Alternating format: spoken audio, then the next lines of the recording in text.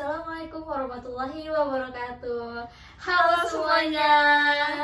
Selamat datang pada podcast kita Bincang-Bincang Akuntansi. Perkenalkan, nama saya Andiva Nasiwa Kairasa Fitri dengan NIM B10342410001. Saya di sini sebagai host podcast, yang dimana podcast ini akan membahas kesalahan-kesalahan umum dalam mengerjakan tugas akuntansi yang harus dihindari. Nah, seperti yang kita tahu, ilmu akuntansi ini memiliki banyak aturan, dan jika kita melakukan kesalahan sedikit saja dapat berdampak fatal. Oleh karena itu, kami akan membahas topik-topik kesalahan umum yang harus dihindari, mulai dari dampaknya, penyebabnya, hingga solusinya. Tentunya dalam membahas topik ini saya tidak sendirian. Saya telah mengundang tamu spesial kita pada hari ini, yaitu, boleh perkenalkan namanya siapa? Oke, halo teman-teman semuanya. Halo Kak Andiva. Halo. Perkenalkan, nama saya Jovanka Jans Gabriela dengan NIM B10342410006. Nah, di sini saya sebagai narasumber dan saya tentunya sangat bersemangat sekali ingin membagikan pengalaman serta tips-tips saya dalam kesalahan umum akuntansi. Wah, saya juga sebagai pewawancara nih Kak Jovanka, tidak sabar untuk mendengar pengalaman dari Kak Jovanka sendiri dan solusi yang akan Kak Jovanka berikan kepada kita semua. Oke, untuk itu kita lanjut kepada kesalahan yang pertama, yaitu penempatan posisi debit dan kredit. Waduh. Posisi debit dan kredit ini tuh, debit dan kredit itu sendiri merupakan salah satu inti dari ilmu akuntansi. Tapi masih banyak mahasiswa yang keliru atau bahkan masih bingung nih penempatan posisi debit dan kredit pada satu akun itu gimana. Menurut Kak Jovanka, apa yang buat mahasiswa ini sering bingung atau keliru gitu? Nah, hal ini biasanya dikarenakan mereka menghafal tetapi tidak memahami konsepnya.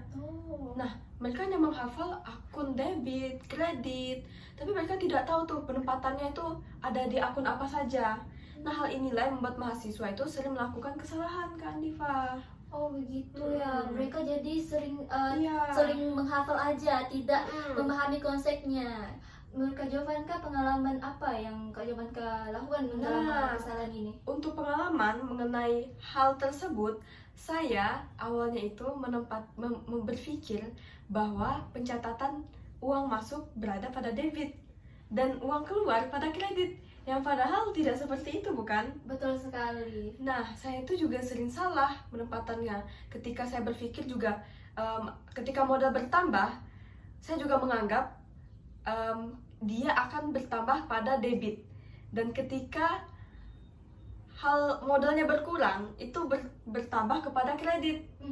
Itu salah, bukan? Salah, tapi masih banyak sering keliru nih. Iya.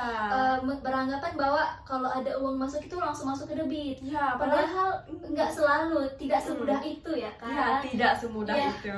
Nah, jadi pernah nggak sih, gimana kamu mengetahui kalau kamu tuh salah? Oh, saya mengetahui saya salah itu pada saat penyusunan neraca. Oh, bisa Nah, neraca. jadi dalam neraca itulah kelihatan, dan juga pada saat dosen saya mengoreksi tugas saya. Waduh, pasti panik banget ya kalau Panik aduh. sekali. Tapi pastinya dengan kesalahan itu Kak Jovanka bisa belajar, bisa evaluasi. Ya benar, saya mengevaluasi diri saya. Jadi dosen pun juga memberikan penjelasan kepada saya pada saat itu juga, mengatakan bahwa saya itu salah, dan memang kita tidak perlu takut mengetahui kesalahan kita. Betul banget. Kita juga sebagai pemula nih, untuk pemula akuntansi ini jangan takut salah. Ya. Kita masih belajar, proses belajar. Oke. Nah, untuk strategi dari Kak Jovanka, solusi untuk menghindari kesalahan yang kayak tadi agar tidak terulang itu gimana? Nah, solusinya adalah saya memiliki pemahaman sendiri mengenai debit dan kredit. Jadi itu menurut versi saya. Jadi saya berpikir bahwa ketika aset itu bertambah pada debit, serta modal dan utang itu selalu bertambah pada kredit. Betul. Nah, jadi dengan pemahaman simpel inilah saya jadi lancar mengerjakan tugas saya, dan juga saya menjadi mengetahui beberapa kesalahannya dan memahami dasar-dasar akuntansi, dan itu merupakan salah satu pencapaian terbesar saya pada saat menjadi mahasiswa baru. Waduh, iya betul sekali. Jadi dengan menggunakan pemahaman yang sederhana itu ya, kita jadi lebih paham, lebih mudah dalam mengerjakan tugas akuntansi. Yang pastinya kita itu paham, nggak perlu hafal ya. Soalnya Iya. kalau hafal akun itu udah sangat banyak akun yang harus Tetap kita gampang hafal. lupa jadinya, Betul benar. sekali, betul sekali. Mm-mm. Nah, untuk teman-teman nih yang masih keliru dalam penempatan posisi debit dan kredit, bisa kalian terapkan ya. Oh, saya mau menambahkan juga nih, teman-teman boleh sering latihan soal. Oh, latihan soal. Nah. Betul banget Kak Jovanka. Nah, iya, dengan latihan soal, saya jadi lebih memperkuat pemahaman saya tentang dasar-dasar akuntansi. Oh. Dan jangan lupa, kalau latihan soal itu gunakan buku-buku akuntansi ya. Ya. Nah, jadi sering-seringlah ke perpustakaan, kita ngelihat bagaimana penempatan jurnal-jurnalnya, begitu. Latihan soal dan menggunakan referensi yang akurat. Betul. Ya, itu juga strategi yang efektif ya Kak Jovanka Benar. untuk mengaplikasikannya secara langsung dalam mengerjakan tugas akuntansi. Jadi kita nggak nggak terlalu mengandalkan teori doang. Ya, Kita kita harus tidak praktek. Iya, kita tidak harus mengandalkan teori, tetapi kita harus mempraktekannya. Karena apa? Agar kita tidak gampang lupa, begitu. Begitu teman-teman ya. Mm-mm. Dari sejumlah solusi yang dari Kak Jovanka berikan tadi bisa kalian terapkan ya teman-teman. Oke, kita langsung lanjut ke pembahasan kesalahan yang kedua, yaitu pencatatan jurnal umum. Waduh, jurnal umum ya. Ya, jurnal umum ini merupakan step pertama ya Iya. bagi mahasiswa akuntansi dalam mendalami ilmu akuntansi. Benar. Nah, tetapi nih mahasiswa masih sering salah catat, salah urutan, dan bahkan lupa mencatat transaksi. Dari Kak Jovanka pernah nggak mengalami hal itu? Nah, untuk mahasiswa ya, tentunya mereka pernah mengalami kesalahan itu juga. Dan kesalahannya itu pada pengelompokan akun. Pengelompokan Ya. akun. Misalnya akun aset, tetapi malah dicatat sebagai akun ekuitas. Oh. Itu kan hal kecil saja bisa berakibat fatal, bukan? Betul banget. Berakibat fatalnya itu kepada neraca. Neraca. Ya. Oh, dampaknya apa pada Nah, neraca? dampaknya itu bisa sangat besar dan membuat neraca kita itu menjadi tidak stabil atau tidak seimbang. Wah, neraca tidak seimbang itu juga mimpi buruk bagi mahasiswa Benar. akuntansi dalam mengerjakan tugas ya. Mm-mm. Jadinya kita harus melakukan pemeriksaan dari pencatatan awal hingga akhir, dan itu sangat memakan waktu yang banyak dan tidak efisien. Iya. Dari Kak Jovanka ada solusi yang Oh. bisa menghindari kesalahan ini? Oke, jadi solusinya sebelum kita mencatat jurnal itu, kita harus memperhatikan atau kita mengecek ulang. Nah, dengan cara mengecek ulang kesalahan-kesalahan inilah membuat kita menjadi lebih mengetahui kesalahannya, dan kita perlu berdiskusi. Berdiskusinya dengan teman-teman. Wah. Nah, bener gak? Betul banget. Dengan berdiskusi dengan teman-teman tuh rasanya kayak lebih memahami saja apa yang mereka katakan, dan kita juga bisa membandingkan jawaban. Jadi ketika kita ngerasa ragu nih, kita perlu bantuan teman, dan boleh-boleh saja kita minta bantuan teman, bukan? Betul Nah, banget. ya. Dan Kita- juga perlu adanya buku juga. Nah, Iya. dengan adanya referensi buku tadilah kita menjadi lebih memperkuat pendalaman kita. Teman-teman itu juga penting, Kak Andifa. Jadi pengecekan ulang yang dari tadi awal pengecekan ulang Iya. sampai berdiskusi, Dan juga referensi buku. referensi buku itu Mm. ya strategi yang cukup efektif ya. Mm-mm. Dari pengecekan ulang kita juga dituntut untuk teliti. Ya, benar. Kita dituntut untuk teliti, karena kita sebagai anak akuntansi juga memang pada dasarnya teliti, kan? Iya. Ya.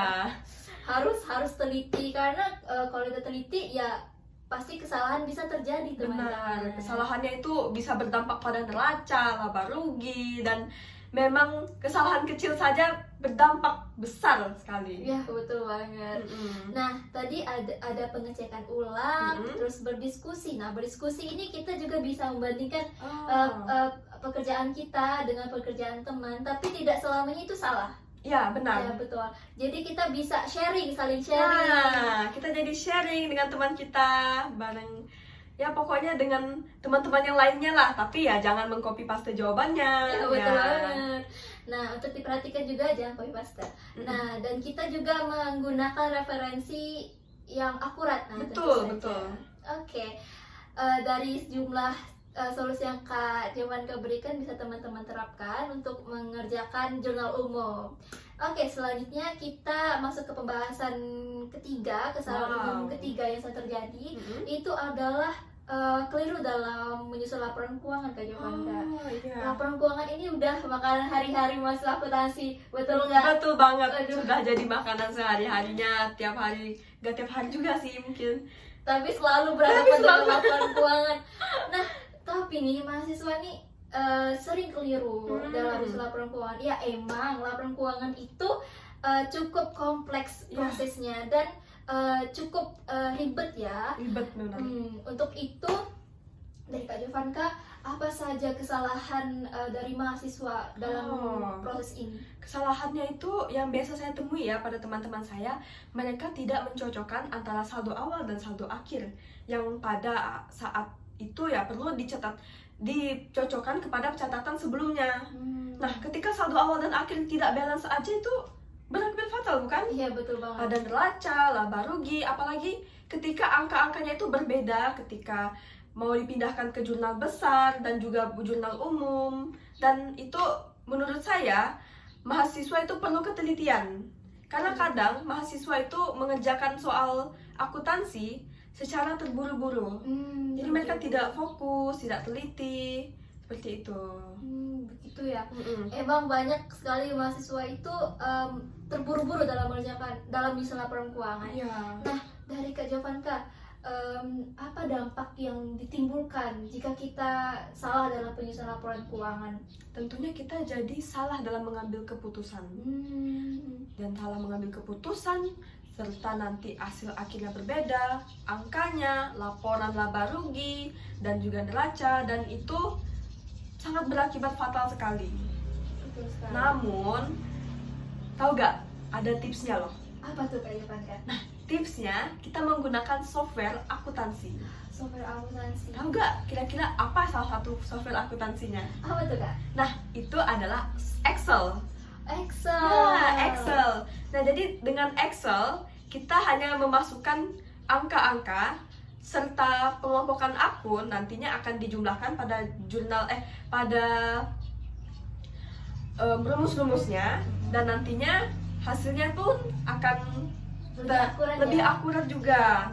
Dan juga teman-teman, saya menyarankan juga tentunya perlu teliti dan juga menggunakan buku referensi lainnya. Nah, karena menurut pengalaman saya waktu itu, dosen masih memberikan tugas mengenai seperti manual. Oh, manual. Masih ditulis tangan gitu. Oh, iya. Nah, jadi kalau saya sering-sering menulis itu kan kadang kita nggak tahu ya, tiba-tiba ada yang salah, Betul banget. coret-coret gitu kan, Iya. kan jadi jelek gitu kan laporan keuangan kita. Nah, makanya sebelum saya mengerjakan tugas saya pada pencatatan manual, saya memindahkannya dulu kepada Excel. Nah, jadi saya kerjakan itu. Jadi misalnya udah balance, udah teratur, barulah saya mencatat ke manual. Nah, Wah, strategi yang sangat efektif dan Iya. efisien, karena ya emang dosen itu tidak sedikit yang memberikan tugas itu secara manual melalui kertas. Nah, dengan memanfaatkan teknologi seperti Benar. software akuntansi ini juga bisa waktu yang kita pakai juga lebih efektif dan efisien dalam mengerjakan tugas akuntansi. Jadi nggak perlu coret-coret, robek kertas, Iya. kayak gitu. Betul banget. Dan juga Excel ini kan sebagai langkah awal kita untuk masuk ke dunia pekerjaan. Wah, iya. Ya, apalagi untuk anak akuntansi cita-citanya pasti menjadi auditor ya kan? Iya, Nah, betul banget. dengan tahap inilah mereka bisa belajar dan juga menjadi mengetahui bagaimana sih mempelajari rumus-rumus Excel begitu. Ya, tidak dapat dipungkiri ya, teknologi kita itu sekarang selalu mengalami perkembangan, dan kita juga sebagai pengguna harus ikut dalam perkembangan itu. Iya, bener banget. Oke, dari solusi yang Kak Jovanka berikan tadi, teman-teman bisa terapkan juga apabila masih bingung atau masih keliru dalam menyusun laporan keuangan. Oke, selanjutnya, pembahasan selanjutnya yaitu kesalahan umum yang dilakukan oleh mahasiswa akuntansi itu tidak melakukan manajemen waktu yang baik. Oh iya. Nah, manajemen waktu itu menurut saya itu penting. Nah, bagaimana menurut Kak Jovanka? Menurut saya, manajemen waktu itu juga sangat penting, apalagi tugas akuntansi itu kan memang panjang ya prosesnya ya. Betul banget. Nah, makanya dalam mengerjakan akuntansi kita perlu fokus dan juga manajemen waktu kita. Dan kita bisa belajar tuh pada menjadi mahasiswa ini. Nah, nantinya pada dunia pekerjaan kita menjadi lebih gampang manajemen waktu kita karena kita sudah belajar pada masa perkuliahan begitu. Ya, manajemen waktu itu penting banget untuk diterapkan bagi mahasiswa akuntansi. Nah, dari Kak Jovanka tuh bagaimana Kak Jovanka memanajemen waktu dan adakah tips lain yang Kak Jovanka gunakan untuk mengerjakan tugas akuntansi? Saya ada nih namanya teknik Pomodoro. Nah, Pomodoro. teknik Pomodoro ini kita itu berfokus selama beberapa menit dan akan dilanjutkan istirahat selama beberapa menit. Masih bingung nggak? Masih bingung? Oke. Jadi sebelum saya ulangan atau mengerjakan tugas akuntansi, saya berpikir nih, kayaknya ada tips yang saya rasa bisa bermanfaat nih. Jadi tipsnya begini. Misalnya 25 menit itu saya kerjakan untuk mengerjakan tugas saya. Saya tidak boleh terdistraksi oleh sosial media atau beberapa hal lainnya. Dan nanti selama 5 menit itu saya fokuskan untuk beristirahat atau bermain sosial media saya. Dan akibatnya itu saya jadi jarang kelelahan. Karena enjoy gitu rasanya. Jadi kayak ketika saya mengerjakan itu saya berpikir, oh gak apa-apa, nanti kan kita ada istirahat. Nah, jadinya pada saat mengerjakan akuntansi atau ulangan itu saya lebih fokus dan juga lebih efisien begitu. Wah, menarik banget ya teknik Pomodoro ini. Bisa kalian ikutin nih tips dari Kak Jovanka.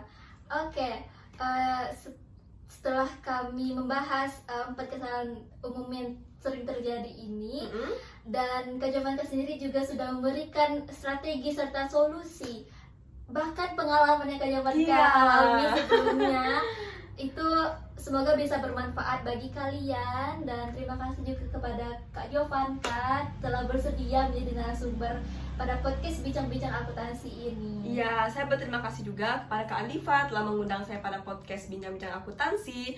Dan saya berharap untuk teman-teman yang masih kesulitan dalam mengerjakan tugas akuntansi, saya harap kedepannya bisa lebih teliti, efisien, dan saya harap dengan pengalaman saya, teman-teman bisa belajar nih. Dan Kak Diva bisa berikan saran untuk teman-teman mahasiswa yang sedang menonton? Nah, kurang lebih saran dari Kak Jovanka itu saya setuju. Dengan teliti serta selalu melakukan research, referensi, dan hingga berdiskusi dan manajemen waktu nih teman-teman, jangan lupa. Nah, itu juga penting untuk mahasiswa akuntansi menerapkannya dalam mengerjakan tugas akuntansi. Nah, segitu saja podcast kita pada hari ini. Selamat beraktivitas dan terima kasih kepada teman-teman yang telah mendengarkan sampai habis. Selamat tinggal. Adios.